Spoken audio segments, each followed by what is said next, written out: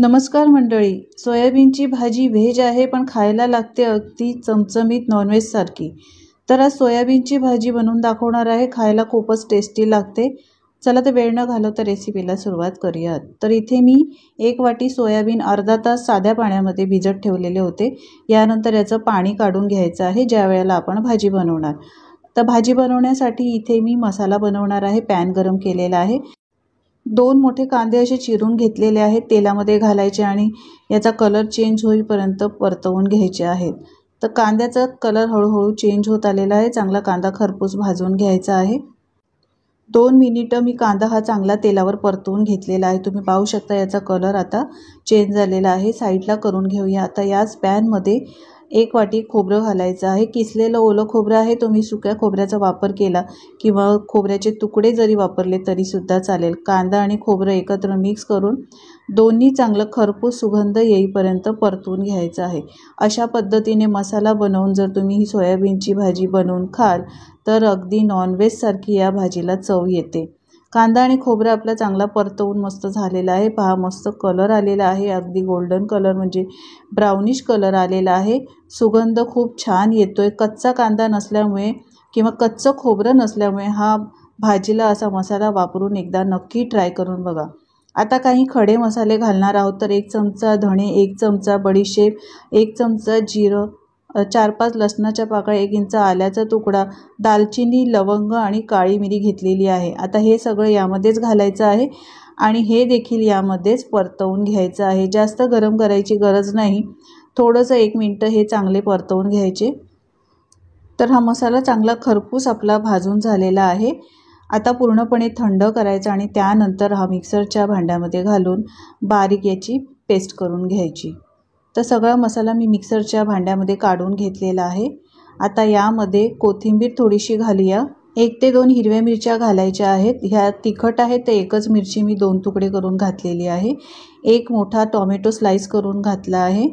तुम्हाला टोमॅटो आवडत नसेल नाही घातला तरी सुद्धा चालेल, पण ट्राय करून बघा अशी मसाल्यावाली भाजी। आता झाकण लावायचं आहे। पाणीसुद्धा घालायचं आहे। पाणी घातलं आहे मी पण व्हिडिओ स्किप झाला। पाणी घालून मिक्सरला याची बारीक पेस्ट करून घ्यायची। तर हे बघा मस्त आपली ही पेस्ट अशी तयार झालेली आहे। तर भाजी बनवण्यासाठी कढईमध्ये 2 चमचे तेल घालायचं आहे।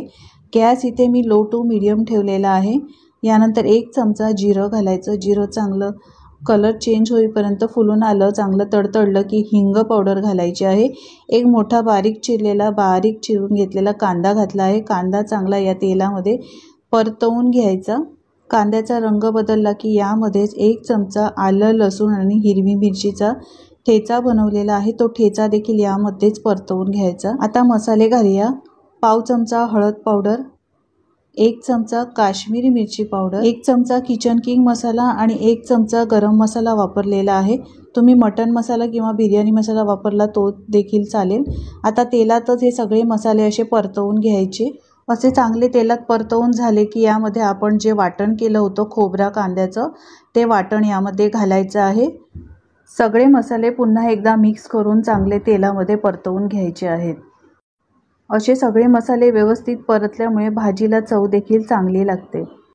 मंडळी, तुम्हाला जर माझी रेसिपी आवडत असेल तर प्लीज एक लाईक करायला अजिबात विसरू नका। आता मिक्सरचं भांडं धुवूनच यामध्ये थोडंसं पाणी घालायचं आहे।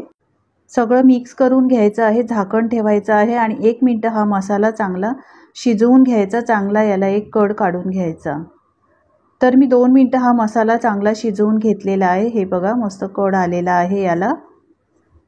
आता सोयाबीन यामध्ये घालायचे आहे। तर सोयाबीन घालण्यापूर्वी यामधलं पाणी मी सगळं दाबून काढलेलं होतं। आता हे सोयाबीन घातल्यानंतर सगळं व्यवस्थित मिक्स करायचं आहे। चवीप्रमाणे मीठ घालायचं। कसुरी मेथी घालायची थोडी, यामुळे चव खूप चांगली लागते। पाणी घालायचं आहे। तर मी ही भाजी आहे सोयाबीनची ती थोडी ग्रेव्हीवालीच बनवणार आहे। तुम्हाला जर ड्राय म्हणजे सुकी भाजी बनवायची असेल तर तुम्ही इथे पाण्याचा वापर कमी करू शकता। सगळं एकदा पुन्हा मिक्स करून घ्यायचं आहे। झाकण ठेवायचं आहे आणि 10 ते 15 मिनिटं स्लो गॅसवर ही भाजी चांगली शिजवून घ्यायची। तर मी 15 मिनिटं ही भाजी स्लो गॅसवर शिजवून घेतली। गॅस बंद केलेला आहे। आता यावर बारीक चिरलेली कोथिंबीर घालायची। तर नॉनव्हेजच्या चवीची ही व्हेज भाजी एकदा नक्की ट्राय करून बघा. चवीला खूपच भन्नाट लागते. रेसिपी आवडली असेल तर मंडळी कमेंट्स करून सांगायला विसरू नका. लाईक करा, शेअर करा आणि अशाच नवनवीन रेसिपी पाहण्यासाठी चॅनलला सबस्क्राईब करा. धन्यवाद.